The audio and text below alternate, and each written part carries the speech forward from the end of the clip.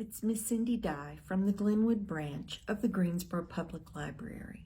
I'd like to share some spooky stories with you. They're from a series of books called Don't. There's Don't Talk to Strangers, Don't Open the Door, Don't Enter the House, Don't Touch That, Don't Walk Alone at Night, and Don't Go into the Forest. Written by Veronika Martenova Charles. And they're very easy to read stories. They're by Tundra Press, which is part of Penguin Random House. And in each of the books, there are three characters. There's Leon, there's Marcos, and then there's also the narrator. They don't really tell you what his name is. But in each of the stories, the three friends have adventures, and at some point, each boy tells a story. And I'm going to share a few of those stories with you today. The first one is called Little People. "Please take these apples to the market," Jenna's mother said. "Your brother can go with you." "I don't want to," said Tate. "You must help your sister," Mother told him. "But don't go into the forest. Remember the little people." Little people were creatures who took care of the forest. If children trampled in the woods, they would catch them and chew their fingernails. Jenna carried the basket, and Tate walked behind her.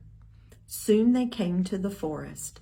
Tate jumped from the road and hid behind the trees. "Get back on the road. Remember the little people," said Jenna.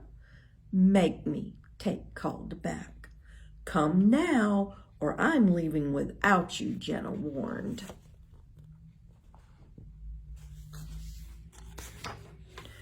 "Good," Tate said. "I didn't want to come anyway."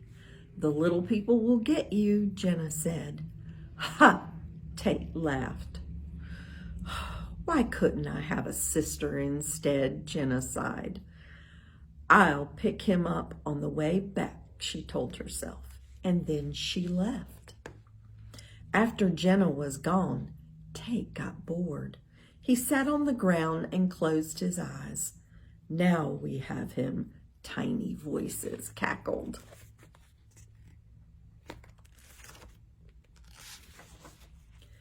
Tate opened his eyes and saw little creatures leaning over him. He tried to get up and run, but he couldn't move. He tried to scream, but there was no sound.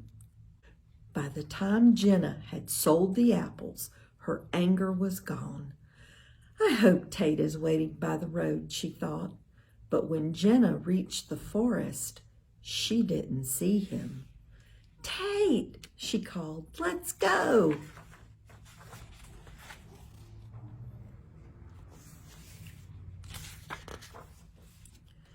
There was no reply.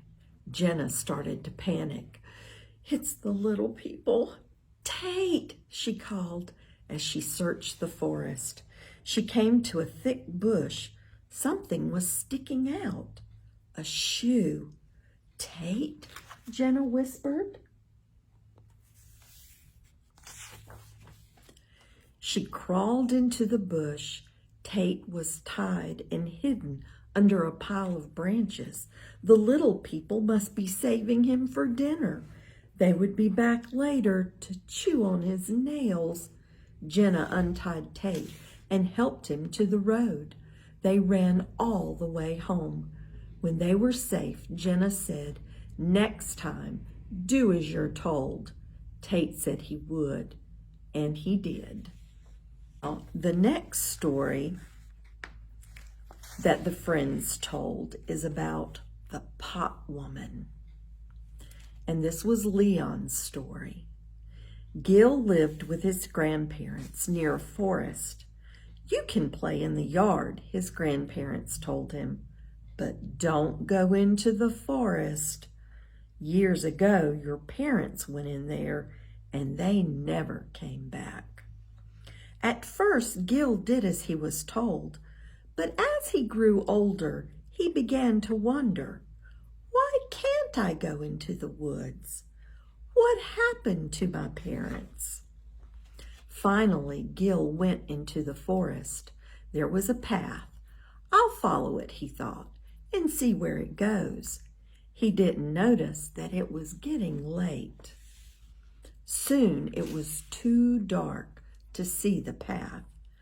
"I'll never find my way back now," Gil thought. "Tomorrow, when it's light, I'll find my way home."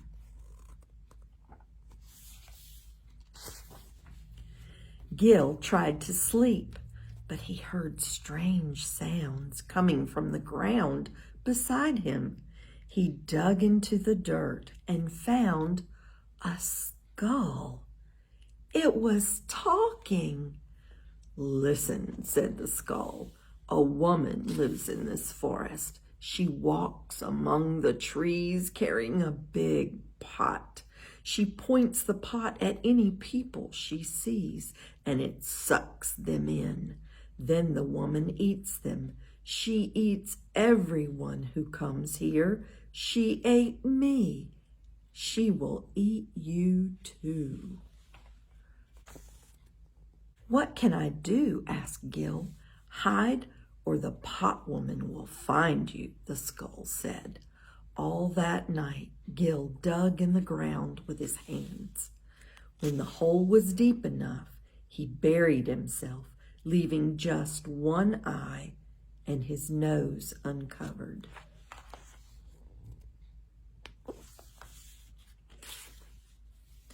Early the next morning, Gil spied a woman with a big pot walking toward him. She was pointing the pot left and right. She passed right over Gil and disappeared behind the trees. Gil dug himself out and he ran the other way. He didn't stop until he was out of the forest and back at his grandparents' house. "You've been in the forest, haven't you?" asked his grandparents. "You're lucky to be alive. You must never go there again." Gil promised he wouldn't, and he never did. So the stories come from all over the world. Little People and Pot Woman are characters that appear in Native American legends. Throughout the world, many cultures have stories about scary beings that live in the forest. Perhaps adults invented them to keep small children from going into the forest alone. You can find more spooky stories on the NC Kids Digital Library and also at greensborolibrary.org in our catalog. Thanks so much, and see you next time. Bye.